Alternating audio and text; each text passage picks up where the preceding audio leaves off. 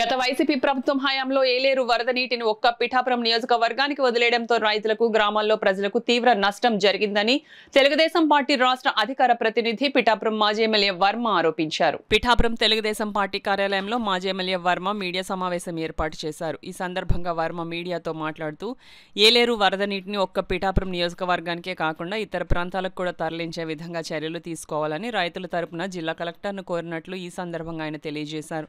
ఈ మీడియా సమావేశంలో టీడీపీ పిఠాపురం పట్టణ అధ్యక్షుడు బొజ్జా సతీష్, కొండెపూడి ప్రకాష్, పిల్లి చిన్న, నామా దొరబాబు, రాయుడు శ్రీనుబాబు, కొరుప్రోలు శ్రీను, ఎస్కే యాసిన్, కోలార్ రాజు, నల్లా గోవిందు, గొడుగు సూరిబాబు, వేమగిరి రాంబాబు, పెదపాటి బాలకృష్ణ తదితరులు పాల్గొన్నారు. ఎస్తెమ్మాపురం నుండి కాండ్రగొండ దగ్గర దబ్బ కాలువ ద్వారా పెద్దాపురం ఏరులోకి వరద నీరు వెళ్తుంది. తర్వాత జగంపేట నుంచి వచ్చి దుస్సాంగండి నుంచి కంటికాలువ ద్వారా పెద్దాపురం ఏరులోకి వరద నీరు వెళ్తుంది. మిగిలిన 2/3 కూడా పిఠాపురానికి వస్తుంది. వైసీపీ ప్రభుత్వంలో ఈ పద్ధతిని మానేసి మొత్తం పిఠాపురానికి వచ్చే విధంగా కార్యక్రమాలు అప్పుడున్న ప్రజాప్రతినిధులు చేశారు.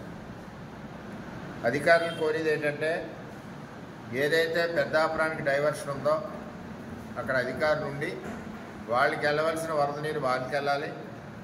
ఏ విధంగా పంట నీరు వాళ్ళ వాటా మనం ఎలా పంపిస్తున్నామో అలాగే పిఠాపురానికి రావాల్సిన వరద నీరు పిఠాపురానికి రావాలి.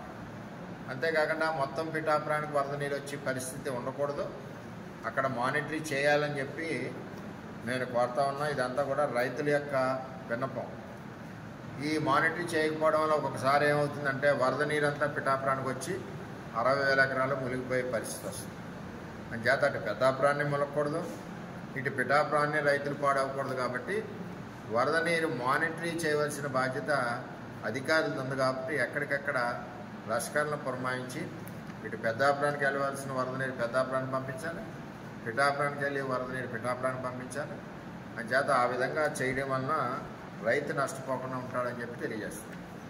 అదేవిధంగా దీని మీద ఈరోజు నేను కలెక్టర్ గారికి కూడా కలిసి ఆయన నాలెడ్జ్లో పెట్టి కార్యక్రమం ఈ విధంగా మానిటరీ చేయాలని చెప్పి వారిని కోరడం జరుగుతుందని కూడా మీకు తెలియజేస్తాను.